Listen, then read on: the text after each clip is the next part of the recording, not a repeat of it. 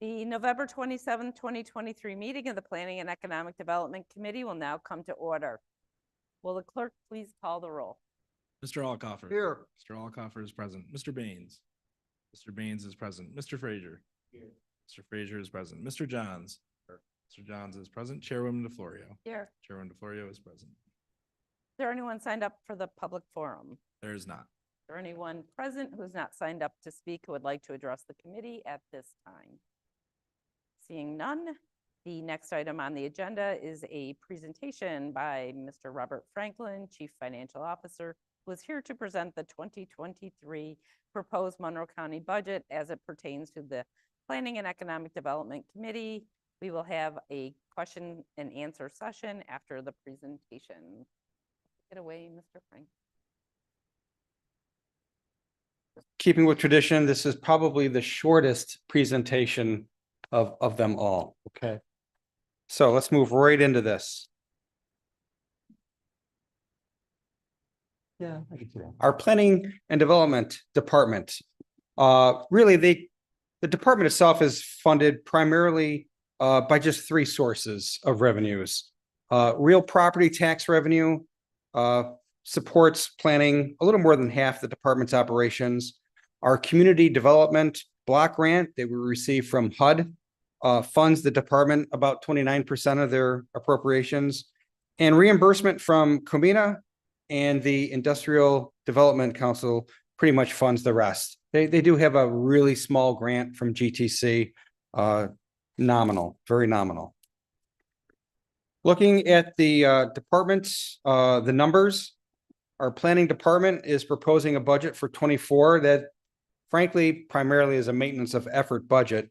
It increases about $268,000. It's about 8.9% from the 23 adopted budget, requiring almost as much net county support. Payroll and benefits are most of this increase, adding 177,000 of the 268 overall. The department did swap out their community development initiatives manager. That position was transferred to finance and they handle ARPA administration. In exchange, planning picked up a second senior planner. They also abolished 3 of the part-time loan documentation technicians. So for a department, it's an overall net FTE decrease of 1.5. One uncommon budget addition in this budget request is for dredging. Some of you may recall late in 2017, authorizing a memorandum of understanding between us and other local Lake Ontario shoreline counties to create a Lake Ontario regional dredging program. And other than providing an initial contribution of $5,000 at the end of 2017, this funding will be the first time counties have been called upon to support actual dredging. And just one closing comment, because this really is the shortest. I feel like I'm shortchanging planning in these presentations.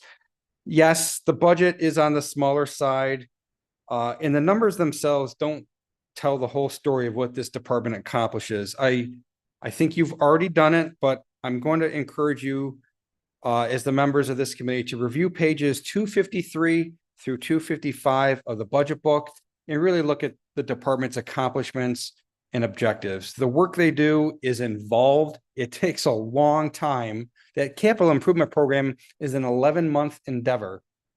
And their work is used by this legislature throughout the year to make important decisions. So I just encourage you to really look at that. So thank you, Madam Chair. Happy to entertain questions back at the admin table. Thank you. Any questions on the budget presentation?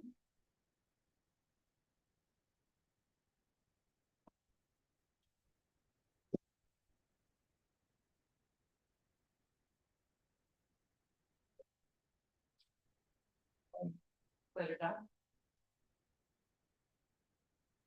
What percentage of this is mandated? what percentage of the budget? Madam Chair, I don't bring that detail to these meetings. That is captured in the budget system, and we can follow up prior to the full ledge vote in December. Probably long before that, I think we can provide our answers to these committee questions. Committe funded out of this. Actually, Madam Chair, Committe pays us, we don't pay them. And just out of curiosity, does Committe in New York State, do they work in conjunction with SIM?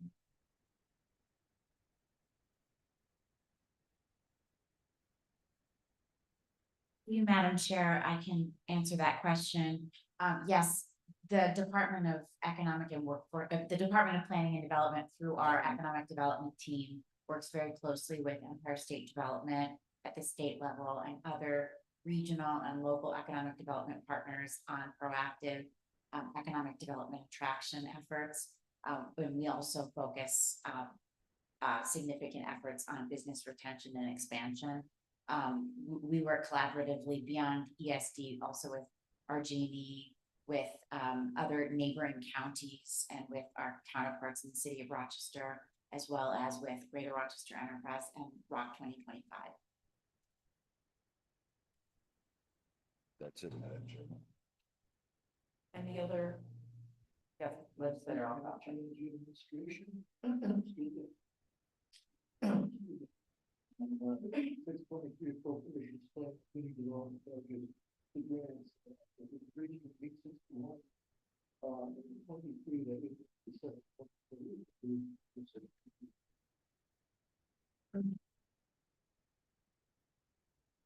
The funding on this particular page all relates to the community development block grant. The big increase you see compared to 22 actuals is really just pertaining to when we recognize the revenue for the expenses incurred.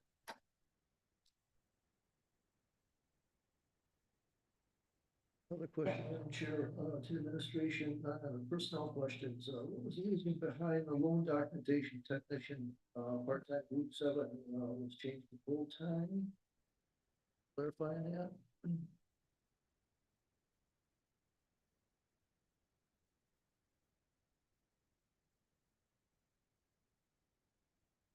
Through you, Madam Chair, I can address that question.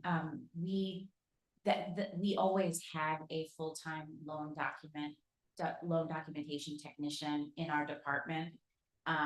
We did add for a temporary period a number of part-time loan documentation technicians to support the Fast Forward Monroe loan program that we administered through the CARES Act allocation that was granted to the county.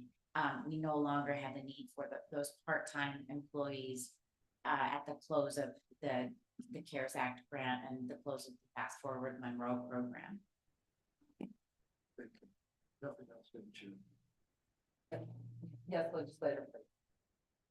Through you, through the administration, I just have a question. I don't know if they can answer. So on page 255 of the objectives for the 2024 budget, it says provide first-time home buyers subsidy to 8 program participants to enable them to purchase their first home. My question is that coming from grant? And if I'm understanding it, is it a total of 8 families or is it 8 programs? You, Madam Chair, this program is funded through a grant through the Community Development Block Grant Program, and it is administered in partnership with a not-for-profit organization. And the 8 program participants referenced on page 255 are, in fact, 8 full first-time home buyers. And we'd love to be able to do more than that, but it's a small program, but a very impactful one. Thank you, Madam. Yes, legislator Baines. Thank you, Madam Chairwoman. I'd like to take this opportunity to thank Chief Financial Officer Franklin for his expertise and skill. Thank you. No other questions? That's better, babe? Good. Okay. I do have a couple questions as well.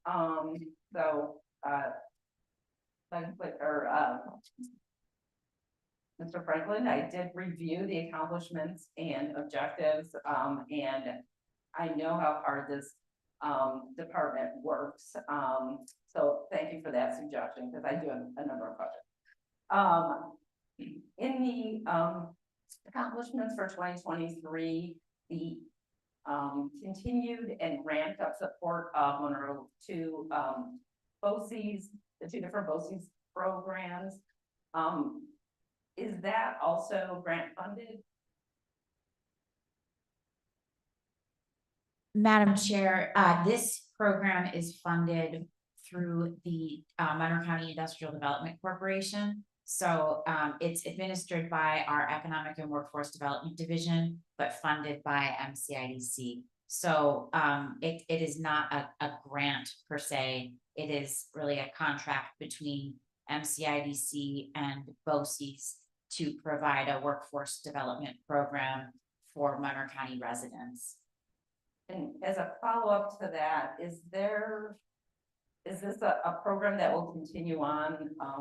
I didn't see that listed as an objective for 2024. Madam Chair, yes, absolutely. The intent is to continue to administer this program and in fact, to grow it through MCIDC. Our partnership with BOCES extends beyond this manufacturing experience program, and also we've been partnering with them to administer a CDL training program. There's a great demand, as you may know, for commercial individuals with commercial driver's licenses in the workforce right now. So we do anticipate to grow these programs. And do you know how many students were able to participate in each one of these programs last year? Madam Chair, we have that data and we'll get that to you. Thank you. And then, I know you said that you were hoping to grow, and that leads me into one of my just sort of overall questions for the objectives for next year. It would be great to see some KPIs or benchmarks with some of these objectives, and you're the one sitting here, but I would like to see more of that just from all of the departments. The objectives always seem to be very generic. And it's hard to measure at the end of the year what you've actually done without knowing what your goals were to be at the beginning of the year. So that would be great going forward. If you could get that, if you have that number, you can get that to us, that would be wonderful. I'm a big supporter of these types of programs, and I would love to see what your plans are. And I know you mentioned the MCIDC, the next accomplishment had to do with the Rochester Emerging Talent Program. And again, it would be great to know how many students were impacted by this program. And if, again, is this a program that you're going to be continuing forward with? Madam Chair, absolutely. We'll get you some data expeditiously, and then moving ahead into the new year when we look back on 2024, but we're authoring these benchmarks for the next budget year. I'll be sure to cross-reference with the goals that are laid out here. Perfect. And just, is that the Emerging Talent Program? Is that a program that will continue into next year? Madam Chair, yes, the retained program will continue into next year. It is again, a small but mighty program. It's administered through employers themselves, and we're working really hard right now to ramp up our proactive outreach to employers in partnership with colleges and universities and their career services offices, so that employers and students are aware of the grant program. $2,000 are made available to recent graduates upon 1 year of full-time employment, living and working in Monroe County. Wonderful. And I would love to see the data on that, because again, both of these are really great initiatives. So it would be great to see your successes. in that same section, in the accomplishments for economic, and workforce development, the ARPA funding, and this may be more of a question for, Director Franklin. Do we know what the, balance, on this, 5.8 million, microloan program is, or is it, have all those funds been expended? Chair, we are still in the early phases of rolling out what we've branded as the Monroe County Micro Advantage Microloan Program. I can get you exact numbers on how much has gone out the door to small businesses. We've had about, I want to say, close to 24 small businesses. I think we're actually at closer to maybe 30 small businesses now that have been approved for loans through this program. And the average dollar figure is around the $48,000 mark, because the loans are offered at prime rate. And there is also a reduction to that rate for minority and women-owned business enterprises and service-disabled veteran-owned businesses. So there's an enhanced data. The intent is for this program to be long-standing beyond the window of ARPA. So ARPA dollars have to be spent by the end of 2026, but this program will live beyond 2026. We hope to always have a microloan program.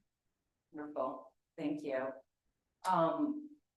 And I did have a follow-up question to Legislator Frazier's question with regard to the first-time homebuyer program. Do you know what the cost per family is, or per participant? Is the goal here was to subsidize 8 participants. I'm just wondering what the cost per participant is. Madam Chair, I don't have that number readily available, but I can get it to you through our community development manager.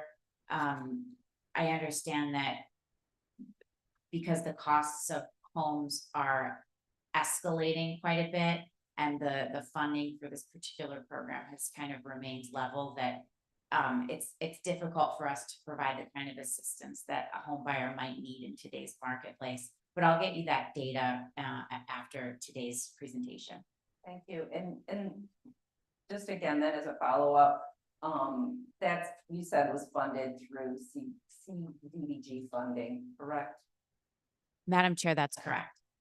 Would there be any potential, we've heard so much about pathways to homeownership and struggling for families in the community to try and purchase homes and our, affordable housing issues. Would there be any ability, and I guess I'm just throwing this out here, not necessarily expecting you to have an answer, but it just seems like this would be a wonderful program for the county to potentially partner with, so that we're not just relying on federal funding for a program like that. So maybe something to look into in the future. Madam Chair, if it's okay, I can address that in a small way. Housing is certainly crucial to economic development, and we as a department are always looking at and considering access to housing when we're considering economic development projects. And so certainly we're open to creative ideas, and we'll work with the county to come up with solutions. It's very important. Thank you so much, and yield the floor. Any other, yes, Legislator Alcoff. On page 253, major accomplishments, I guess just curious, why wasn't the work with the Rochester and Lake Ontario Sport Fishing Promotion Council, promote fishing in the area and tourism listed as a major accomplishment?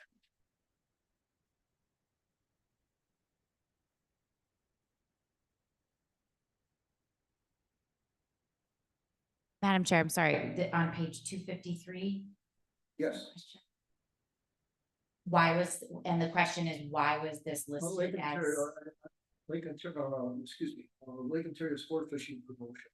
Why wasn't it listed as a tourism in the county? Why was it not listed as Correct. as a major accomplishment? I will have to confer with our planning staff we're proud of that work that we do in partnership with the sport fishing stakeholder groups. And it's certainly impactful, although it represents kind of a smaller percentage of our overall budget and our overall activities with regard to waterfront, lakefront management. But I will try to get an answer to you about that. Okay, thank you.